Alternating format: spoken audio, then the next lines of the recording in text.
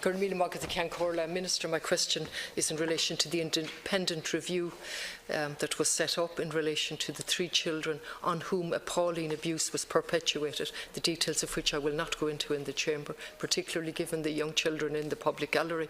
But you know well the case I'm talking about, the Tuam case, and really the review has arisen as a result of a primetime investigates. So I've asked repeatedly, where is the review? Why hasn't it been completed, given the lapse of time?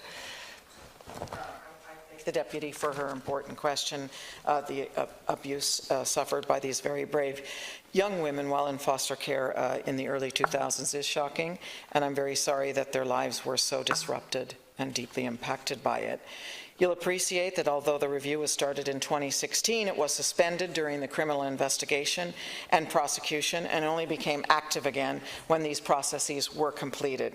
I have been advised by TUSLA, the Child and Family Agency, that the NRP expects to finalize the report by the end of this month. It had originally been expected that the report would be completed by the end of October. Part of the review process is to give all those who participated in the review, including the young people involved and TUSLA staff, an opportunity to review and respond to the sections of the report which relate to them. When deciding whether to publish any NRP report, TUSLA must consider the views of the young people involved and the potential impact publication may have on them and their families. The guidance governing the NRP states that they must operate independently of both TUSLA and of my department. I therefore cannot instruct the NRP to bring forward the submission of the report, and I am not in a position to interfere with the process. To do so would be inappropriate and would run the risk of compromising the independence of the NRP. I am aware that the reviewers are leading experts in the areas of child protection, foster care, and child sexual abuse. It is important that the work is independent and can be clearly seen to be independent. The NRP must be allowed the time that they require in order to complete their work properly and for the TUSLA staff involved to be afforded fair procedures. I very much hope that the report will be published, subject to the points I've outlined here, and most importantly, subject to the views of the young women involved. I never asked you to interfere in any way with an independent process, but what horrifies me is that we are now in November 18 and there is no sign of the report. Is there a problem with staff? Is there insufficient resources? We've seen Charlton set up in February 17, report in October of this year. You've seen the amount of documents he put through his hands and the amount of witnesses, and he has a report quicker than this report into a very specific case of 3 young children under the age of 10, repeated abuse. I understand that all of the files were reviewed in April 16. I understand the terms of reference were set up in October last year, and here we are in November this year, and absolutely no communication. Really, questions have to be asked in relation to what is needed to complete this review. Are extra resources needed? What is the position? Those questions can be asked very efficiently without interfering with any independent mechanism.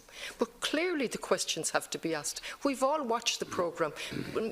The Deputy Rabbit has asked questions, the leader of Sinn Féin has asked questions, I have, and we're getting, the answers that we're getting are simply unacceptable. Minister.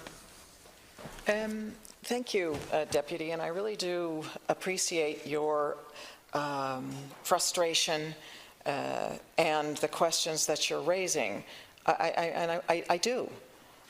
I guess my response back is that my understanding is, that a certain portion of the delay, as the Deputy is aware, is because of the criminal investigation, and that they were requested to pause effectively, and now they're back working subsequent to that finishing. And that's the first point. And that secondly, I don't understand that it has to do with resources or people, etc., that they are working through, however ways that they decide themselves with the expertise that they bring. And I think the Deputy is aware that we do have some appropriate professionals doing the work, and that my understanding is that they, on the basis of that, will be reporting at the end of this month. Sorry, next month. Excuse me. Just Minister, in relation to that, at the end of the Primetime Investigates programme, the girl who was brave enough to give her name said, "I don't know why I came forward."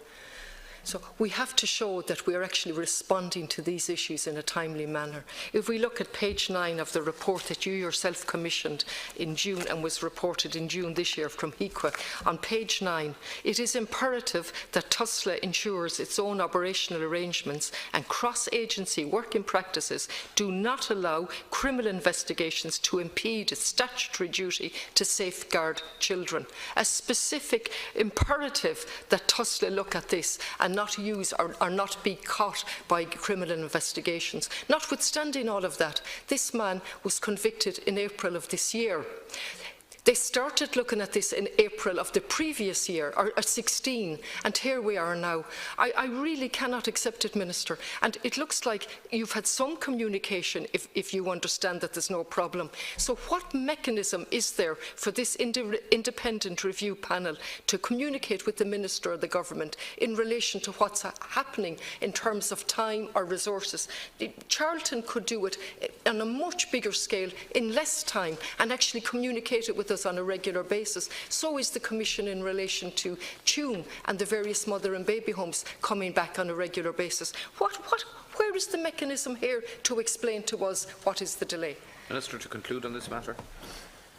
In relation to the issues that you raised with regard to TUSLA and the practices, as I've, I think, referred to, the National Review Panel is independent of TUSLA as well. It's independent. It is independent. It is independent of me. I appreciate the questions you're raising. I indicated that I understand that it will be delivered within a short period of time. I don't have any more information than that, Deputy, because it is operating independently of my office. I accept what you're asking, but I don't have any more information and I don't have any power to bring it forward.